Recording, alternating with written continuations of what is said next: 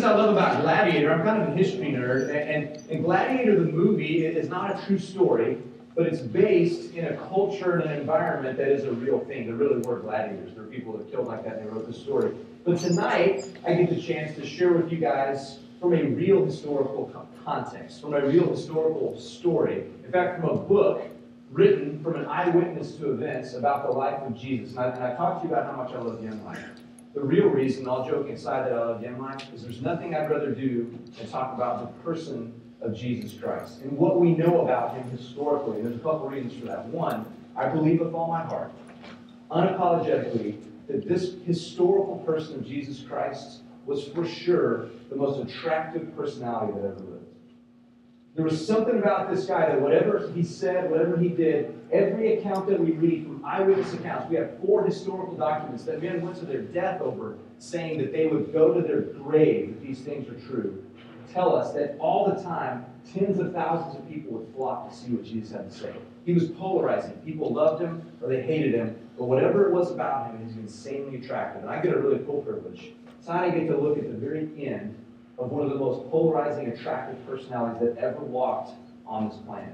This is real history, and here's what's cool. The story I'm going to look at tonight looked a lot like that fictional account. Now, this is from John. Now, John was one of the guys that knew Jesus. In fact, he considered himself to be one of Jesus' very closest friends. So check it out. He's going to talk about the night that was the beginning of the end for his friend Jesus. This is in John chapter 18. It says this: When he finished praying, Jesus left with his friends, and he crossed the Kidron Valley. Now, on the other side, there was an olive grove, and he and his disciples went into it. Stop right there. This is really cool. This summer, I got to go to Jerusalem, and I got to walk across the Kidron Valley. In fact, I was walking next to this Jewish man, walking down in Old Jerusalem, coming in on a donkey, and walked right into this exact olive grove that John was talking about 2,000 years ago. And here's what's crazy. Some of the trees in that olive garden are still there. Olive trees, their roots, when Jerusalem was destroyed, we know extra-biblically about 70 A.D., they cut down these trees, and the olive trees actually grew back, so the same roots are still in that garden where this story took place, this real actual place. It says this: Now Judas, you probably heard of him historically, one of Jesus' friends, who betrayed him. He knew that place because Jesus had often met there with his friends. And so Jesus came into the grove, guiding a detachment of soldiers and some officials and chief priests and Pharisees. They were carrying torches, lanterns, and weapons. Let me stop right there. The word that John was an old man when he wrote this. He was remembering the days when he saw this take place with his own eyes. And the word he wrote, because he wrote in a language called Koine Greek, was the word spiron, which is translated here, a detachment of soldiers. But what that word means is very specific. We know from archaeology that amount of soldiers is 600. So for some reason, the authorities decided they needed to send an army of 600 armed men, it says, with weapons and torches. John remembers he was there that night, and I picture it to be setting up a lot like we just saw with fictional Maximus. They come and surround Jesus. In fact, way more than we're in that arena right there. 600 with torches and lanterns and get all around Jesus and check out what unfolds. It's kind of weird. This is verse 4. And I want you to really lean in and hear this line. It says, Jesus, knowing all that was going to happen to him, he went out and asked them, "Who is it that you want?" Jesus, by the way, was a very strong individual. He went forward and challenged them and said, "Who are you looking for?" But listen to that line. Knowing all that was going to happen to him. Okay, hang on to that because it's going to be important here in a second. They answer, they say, "Jesus of Nazareth." And check this out. The NIV, this translation says, "I am he," Jesus said, and Judas the traitor was standing there with them. And when Jesus said, "I am he," listen to this weird sentence, they drew back and fell to the ground. Isn't that kind of strange, historically? That John, the old man, would remember back to that night, and he remembers that there was this weird conversation where Jesus said something, and 600 armed soldiers fell back on their butts. That doesn't make sense. Well, it does if you know a little bit of the secret of what was going on in that culture in that time. It's really not a very good translation we have in our modern English. The word that Jesus said was very specific. He didn't say, "I am he." He said, "I am."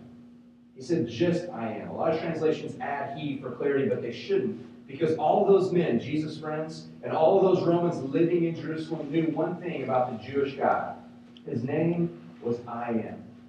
I don't want you to miss this, because Jesus was very clearly, very plainly ripping off his mask at the end of his life. Okay, there was no more games. Jesus often made very clear statements about who he was. But at this moment, at the very end, he ripped his mask off and said, who you're coming to right now is the God. The God of the universe is squeezed into this human body, and the very power of his words, this historian says, knocked 600 men on their butts. Makes a little more sense when you understand who said those words and the power that went with them. Now, why is that important? I want you to hear this. Okay, because everything that I'm about to tell you about the end of Jesus' life began at this moment. And I want you to understand very clearly that the events that transpired on that fateful night so long ago and the following day for about the next 24 hours, okay, I want you to hear this, was Jesus completely being a volunteer and not a victim. Okay, the tone was set real early on. I can say 2 words and knock an army over with the power of who I am. He knew everything that was going to happen. But everything that transpired was Jesus as a volunteer because he was thinking of us.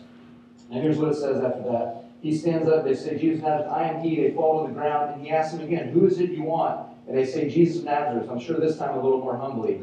And he goes on, and he allows, the rest of the story in John, he allows them to take him away to fraudulent trials. Now, some of you have probably heard the story or the message of this religious faith of Christianity. Some of you might have grown up in church. Some of you may have only heard the name Jesus as a curse word of some sort. It doesn't matter. Here's what I want you to do. I want you to hear it again for the first time. Because I believe that there's nothing more relevant in all of the world than what happened on that night with this man who was the God squeezed into a human body. And what happened that night was awful. He was betrayed by his best friends. All of his friends abandoned him. Fraudulent court things were set up. Jesus stood silently. At one point, he was thrown over and covered with a sheet, and they beat him and said, if you're God, tell us who's punching you in the face right now. You know what? You know what I know? Jesus was thinking the exact name of that person punching him in the face. But he stayed silent. The God who could talk to a storm as if it's a child and silence it, all-knowing, knew everything about that soldier who was punching him in the face. And he stayed silent because he was a volunteer and not a victim. Horrible things happened to him throughout that night. You've probably heard of the cat of 9 tails and the horrific things. There's this whip filled with glass and shards of stone, and 39 times they lashed him and literally ripped flesh off his back. But don't feel sorry for Jesus. But I think that's sometimes what people want you to do. Don't feel sorry for him, because he was completely a volunteer. There was no victim in this whatsoever. As he underwent some things that human beings shouldn't even survive, and ultimately he wouldn't. As you know, they dragged him, they took him up a hill to the place of the skull, as the Hebrews would call it, Golgotha, and they crucified Jesus. And you've probably heard the horrors of what that is. 9-inch nails driven through his wrists and his ankles. Suffocation slowly against his bloody back for hours and hours and hours. But here's what I want you to hear. He ultimately did die. But here's one thing that Jesus said that I want to point out to you, because I think it's going to tie all this together for why I'm going to be standing here talking about it. At the very end of his life, in the Gospels, these eyewitnesses record Jesus saying something very, very strange. He shouts out at the top of his lungs, Eli, Eli, Ola sabachthani, which is Hebrew. And what it means is, my God, why have you forsaken me? And so for years, people who have been passed down these incredible books have tried to understand what it was that Jesus said. But let me make it very clear to you, because I don't want you to miss this. That was a very Jewish audience watching a very Jewish man being crucified and murdered in a horrible way. And that audience would have known very specifically what that phrase meant. Because see, back then, religion, culture, and government were one thing. The Jewish religion was the government. Everyone understood that the Torah, the Pentateuch, the Jewish scriptures were the law. And every single Jewish child would have been taught and memorized the Psalms, their songbook. And there's one particular psalm in Psalms. It's Psalm 22 in the Bible if we open up to it now. But there were no numbers in Jerusalem in this year. They only would refer to a psalm by its first line. And the first line of Psalm 22 is, my God, why have you forsaken me? Word for word. Jesus, at that moment, at the pinnacle of history, when God has visited our planet, sitting on a cross, screamed out Psalm 22. Now, you might want to know what Psalm 22 says. Psalm 22 was written by a king that lived 1,000 years before Jesus. And it is a very specific, very detailed description of God coming to save humanity through crucifixion. It talks about people casting lots for the clothes, just like they did with Jesus. It talks about being pierced for our transgressions. 1,000 years before crucifixion was even invented, Jesus is tying it all together, saying, that moment is right now. I have come to rescue you. So this is my favorite question. I ask it all the time in life and in different places where I get to share about Jesus. So what? Right? How is that relevant to us? We may have heard it 1,000 times or never before, but how is that specifically important to us? And my understanding is, talking to Leanne and Brad, that you guys for the last 2 weeks, if you've been here, have been talking about this unique disease that we've inherited.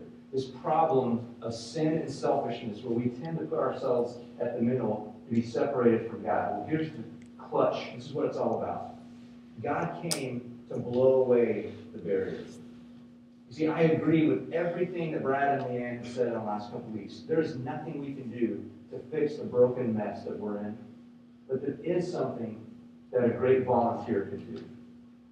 God himself, as a powerful, strong volunteer, decided to take the place in the most selfless act that's ever happened and take the punishment that we deserve to open up a way that we could come back to our Father. Here's the last thing I want you to hear. And hear this.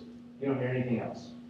I want to tell you with 100% certainty that what God communicated to us at the end of his life and the way he died is that he is crazy in love with you. That's the big so what. That's absolutely true for every single person in this room. Regardless of what you've done in your entire life, who you are, who your parents are, what you believe, God is crazy in love with you. So in love with you that he would volunteer himself to die in your place, to have a life with him. That's not the end of the story. There's more to come. You're going to hear more about the life. Obviously, God can't be contained by death, the creator of life and death. So there's more incredible news. But that's what I want to share with you now. Let me pray for you guys and we'll take off.